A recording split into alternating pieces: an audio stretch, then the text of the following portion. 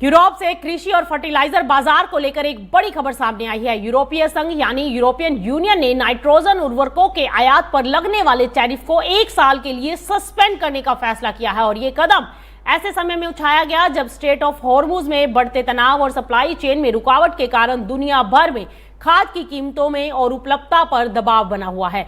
हालांकि यूरोपीय संघ ने यह साफ कर दिया है कि ये राहत रूस और बेलारूस पर लागू नहीं होगी क्योंकि यूक्रेन युद्ध को लेकर दोनों देशों पर पहले से प्रतिबंध जारी कर चुका है। यूरोपीय आयोग के मुताबिक ये फैसला यूरोप के किसानों और खाद्य निर्माताओं की लागत कम करने के लिए लिया गया है ताकि बढ़ती कीमतों के बीच कृषि उत्पादन प्रभावित न हो। सिर्फ तैयार फर्टिलाइजर ही नहीं बल्कि यूरिया और अमोनिया जैसे कच्चे माल पर भी टेम्परेरी राहत दी जाएगी जो खाद्य उत्पादन के लिए बेहद जरूरी माने जाते हैं। अनुमान है कि इस फैसले से यूरोप के कृषि क्षेत्र को करीब 60 मिलियन यूरो की बचत हो सकती है।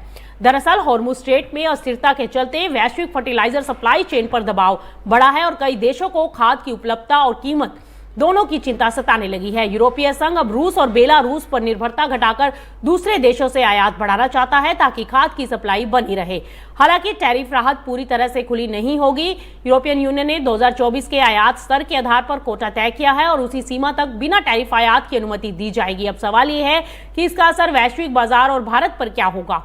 जानकारों का मानना है कि यूरोप की बढ़ती मांग के कारण अंतर्राष्ट्रीय फर्टिलाइजर बाजारों में कंपटीशन तेज हो सकता है जिससे कुछ खादों की कीमतों में उतार चढ़ाव बढ़ सकता है और भारत जैसे बड़े कृषि देश के लिए ये काफी अहम है क्योंकि भारत भी कई फर्टिलाइजर और कच्चे माल के आयात पर निर्भर रहता है।